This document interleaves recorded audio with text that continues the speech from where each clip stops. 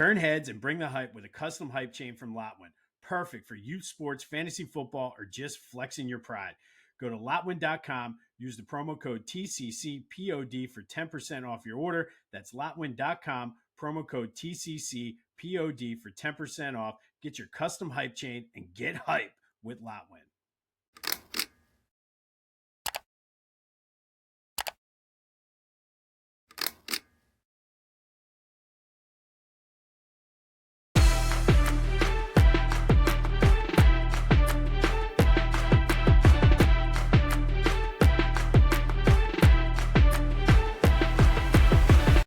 What's up, everyone? Welcome to this day in Phillies sports history for October 7th, 2025.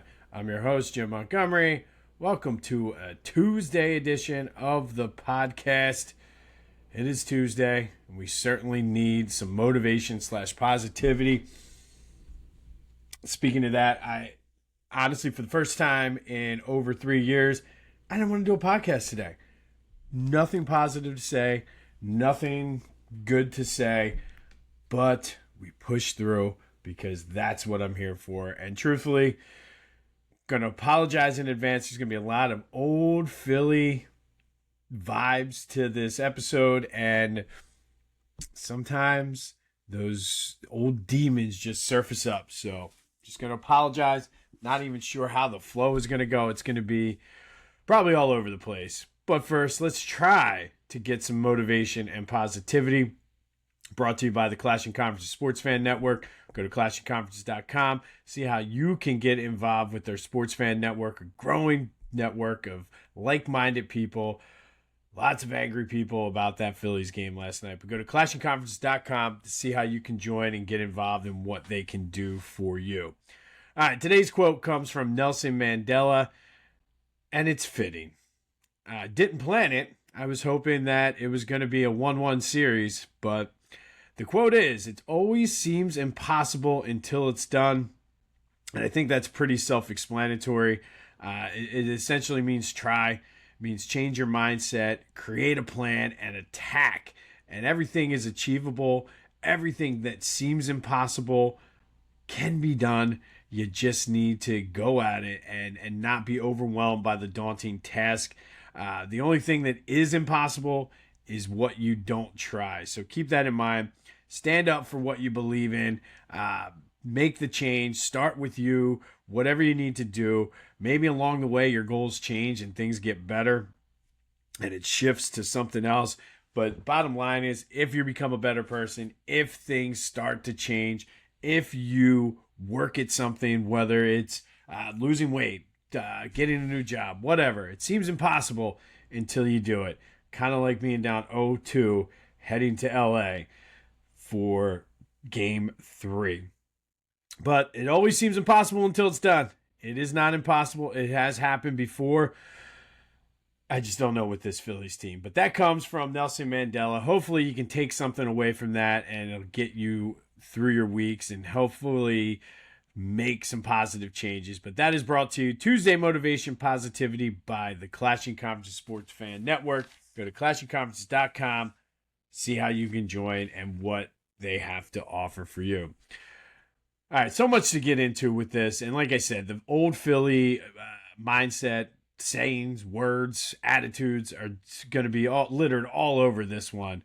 But 4-3, and that team let Jesus Luzardo down. Jesus Luzardo pitched the game of his life. Did he give up 3 runs? Yeah. Or 2 runs, whatever it was. Yeah, but you had 1 hit at that point. 1 hit. Our worst fears, our worst nightmares, everything we've said or thought, they've said or thought, oh, this time's going to be different. It's not different. It is the same thing with this team. Dating back to the World Series in 2022 when they got no hit in the World Series. The bats go cold, and I get baseball's a fickle game. I get that it's hard to hit a baseball. I get all that. I understand that guys will go through slumps and hot streaks throughout the course of a season. Again, I get that. But I have never in my life seen a team in any sport, any level, Even my kids' little league team, not to this extreme, where if one guy goes cold, they all go cold. It's the most bizarre thing. Usually you have one guy that, or two guys that will keep it going, and you can survive the cold streak. The entire team goes into a shell like a damn turtle. I've never seen it. And I mean, where do you want to start?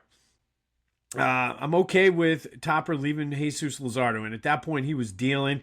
I don't know if I may have brought in, I don't know, maybe you bring him in or Ranger in, but I'm okay with leaving him in. And Kirkerim, I do think that was an intentional walk that ended up biting him in the ass, but he was throwing heat, and I was fine with Kirkerim in there. Not going to blame Topper for that one. More on him in a minute, though. But prior to that, Bryce Harper, can we please, and I mentioned this yesterday, I'm going to mention it again, stop with the fourth highest career OPS in postseason history of all time. You are riding high off of one good postseason run in 2022 where you choked in the end, and that's what we're hanging our hat on. He hasn't been, what did he do in 23? What did he do in 24? What has he done so far this year? So can we please stop with that? And I'm going to do something that most people don't do in this town, and I'm not sure why. You got a guy playing across the street that's a Super Bowl MVP. All he does is win games, and everybody's on his ass for throwing for 100 yards despite the fact he's lost one game in his past 20 whatever games. You got the other guy across the street, the greatest showman, wearing Mets colors to Citi Field. Everybody talks about, oh, he's this, he's that. He's not done shit since 2022 when he's healthy. I mean, sure, he won the MVP in 2021. Put that up there with Steve Bedrosian's Cy Young in 1989. Somebody had to win it. But what has he done? But everybody says, oh, Bryce is clutch. Bryce, is he? Is he? Because he hit one home run 4 years ago? Where was he at yesterday? You could have broken that game open and that whole outcome would have been different. But you're swinging for the goddamn fences. When a base hit, all you needed to do was get a hit like Sosa did earlier, and you score 2 runs there. But sure, swing for the fences, be the hero. I'm over it. And guess what? We got 6 more years of him getting older, getting hurt, coming up small in big moments.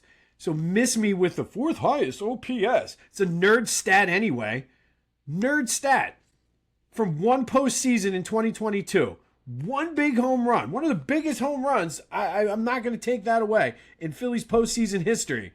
But that's what we're hanging our hat on? Where was he last night? What happened to fundamental baseball? You have a runner on second and third. Base hit, dumbass. Base hit scores 2 runs there. But no, you got to be the greatest showman. You got to try to hit the bomb and go for the big moment. All you needed was a base hit there, Bryce. But you're the leader of this team. 0 for 3 or whatever you were yesterday.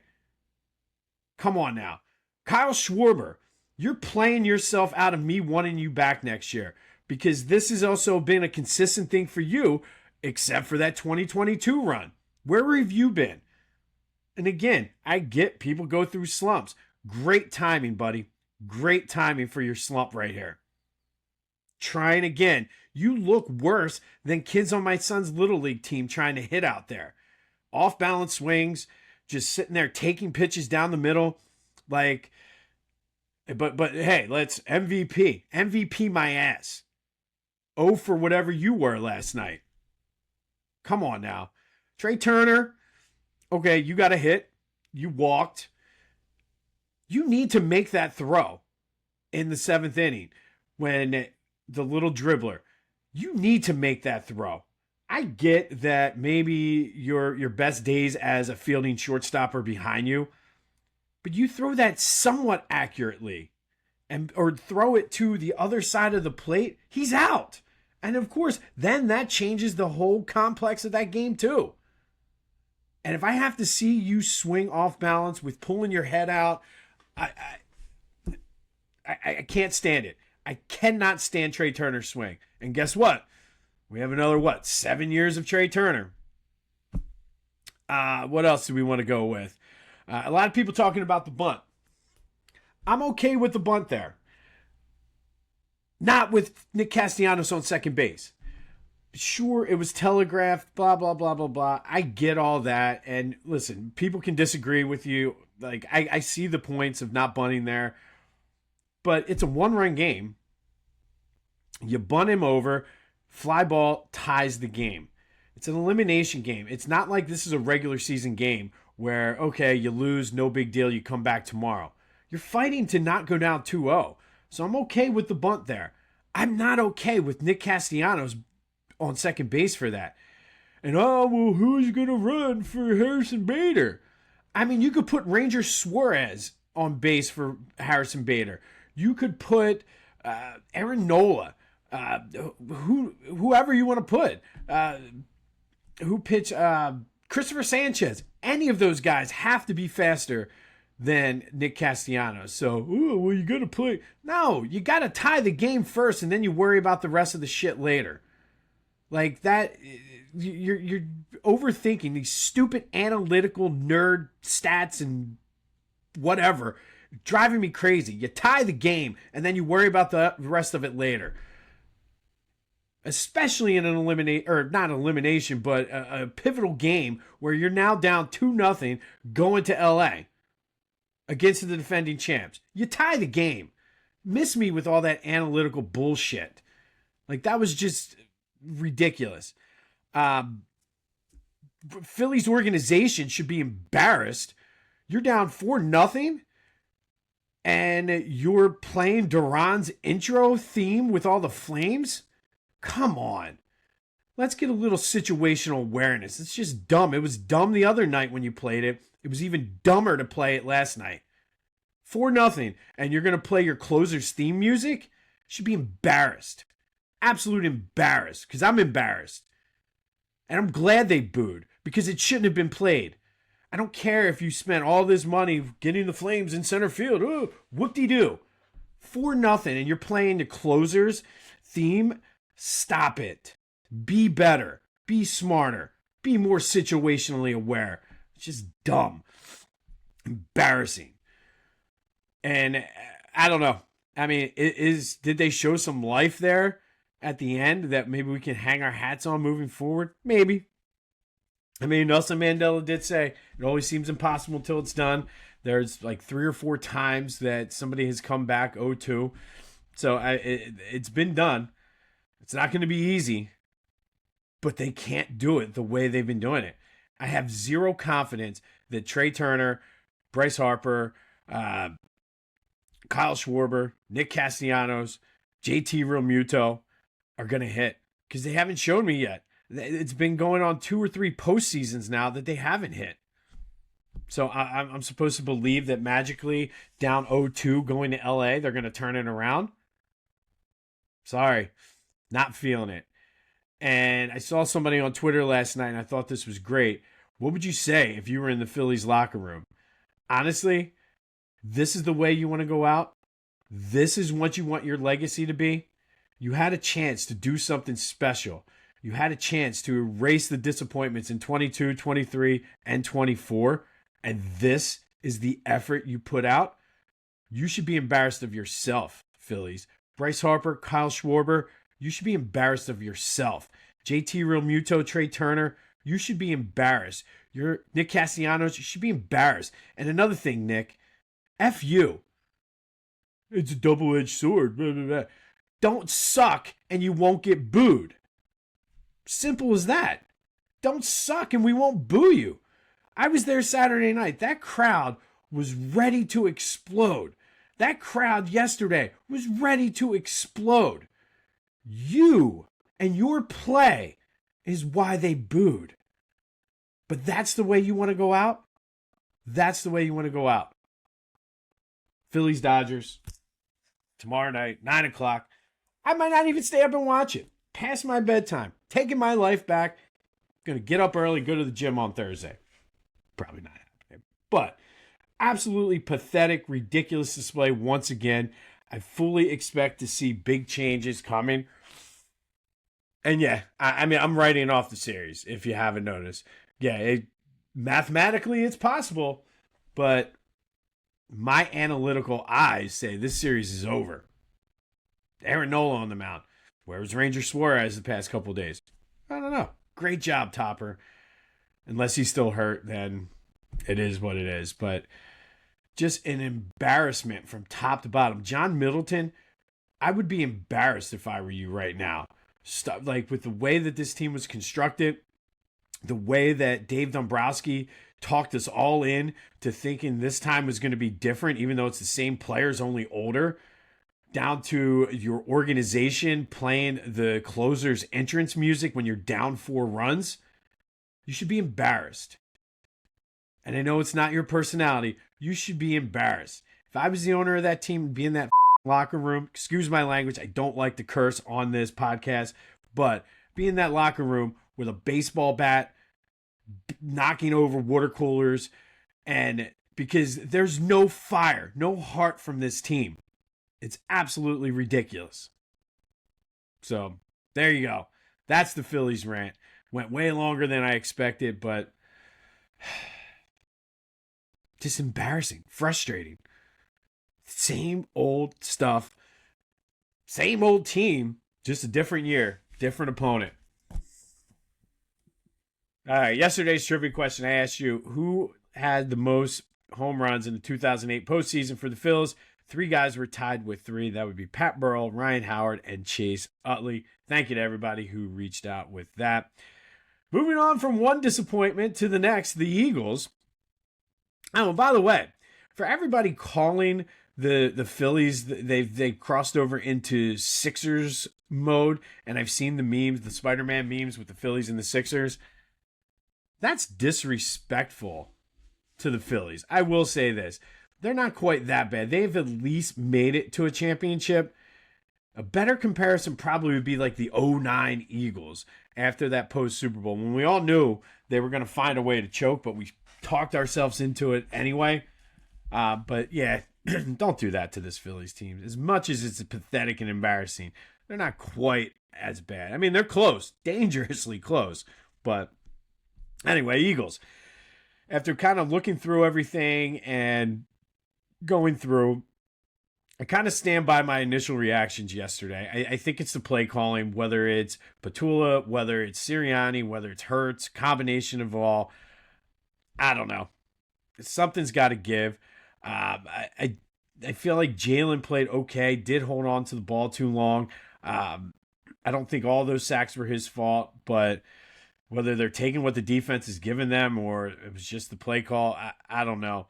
I'm still not feeling the 23 comparisons. I think this team is still built differently than that team to have that kind of an epic collapse.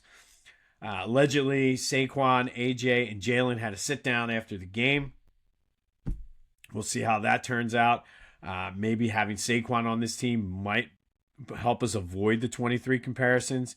But Saquon was on the injury report, and I thought he was injured. I thought it was strange that A.J. Dillon, after the one run, was in there kind of consistently. Saquon did come back, but I don't know if that's what it's from or just more of a rest thing because it's a short week.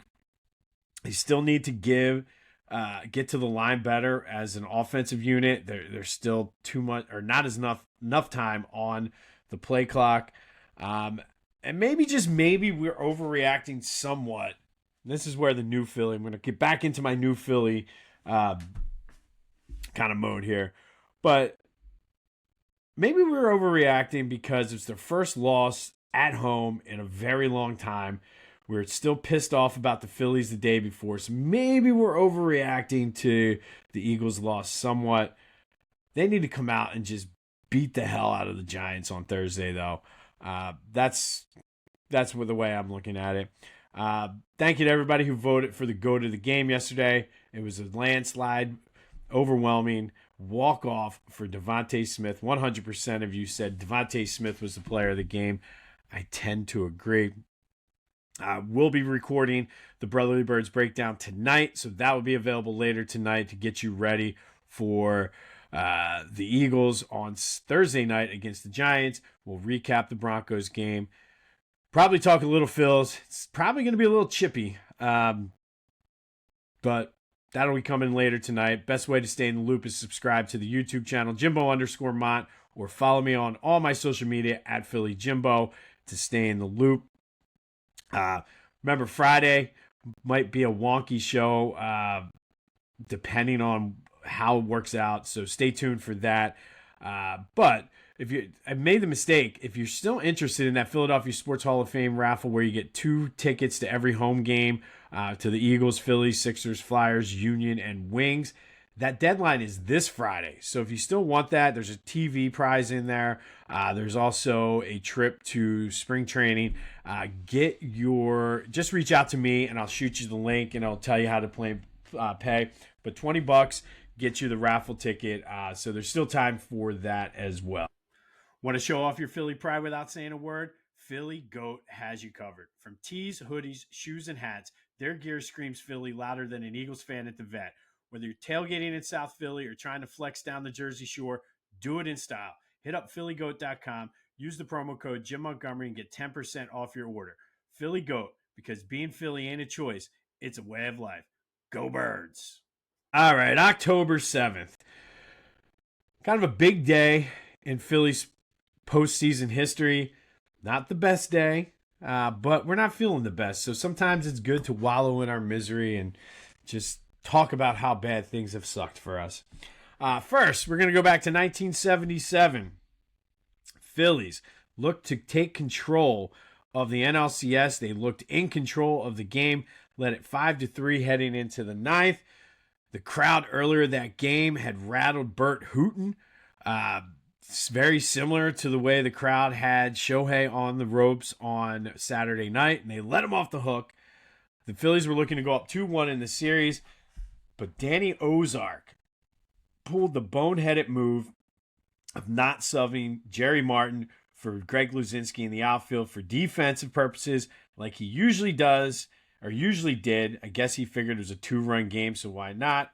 But of course, Manny Motto found Greg Luzinski, who just barely missed a fly ball in left field off his glove, opened the floodgates. Very next play, Davey Lopes hit a grounder that smashed off of Mike Schmidt's knee right into Larry Bowa's glove. Bang, bang play at first. Davey Lopes was called safe.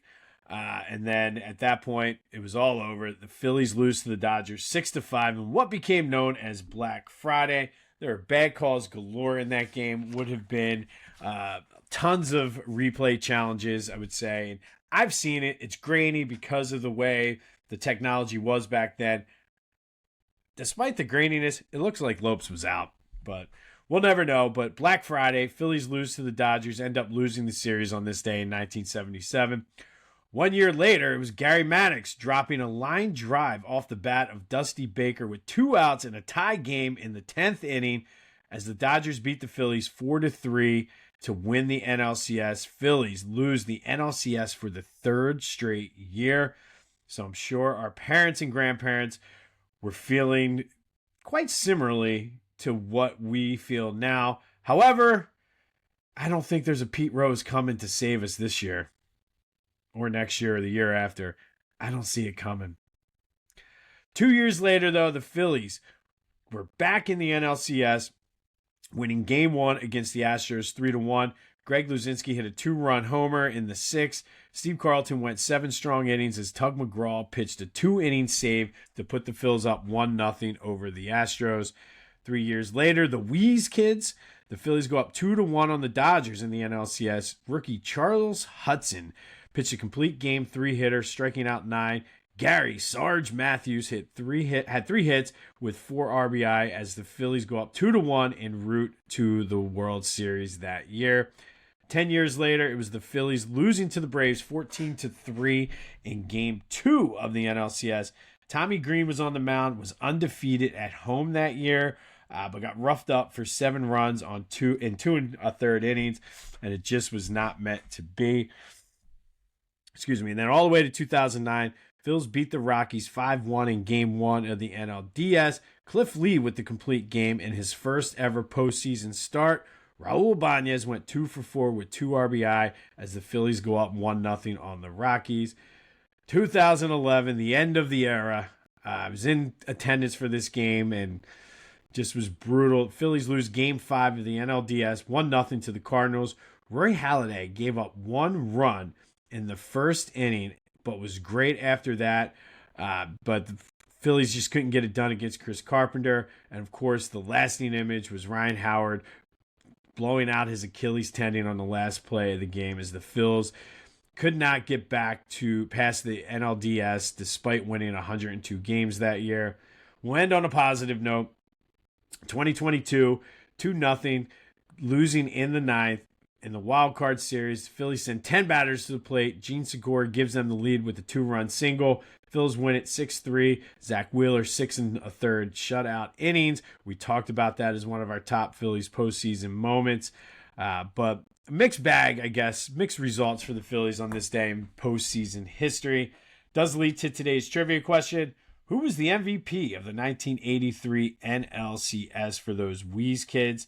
And then finally, not going to spend a ton of time on this since we talked about it yesterday, but our number 4 moment in Phillies postseason history, Roy Halladay's no-hitter, 4-0 win over the Reds. He had an RBI, struck out 8, gave up 1 walk to future Philly Jay Bruce in the 5th inning on a full count. He was that close to being perfect. But it was a cool moment last night to see his sons throw out the first pitch to Chooch on the anniversary of his no-hitter. But that is our number 4 postseason moment.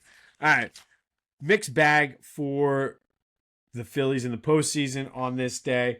Brotherly Birds breakdown drops tonight, so stay tuned for that.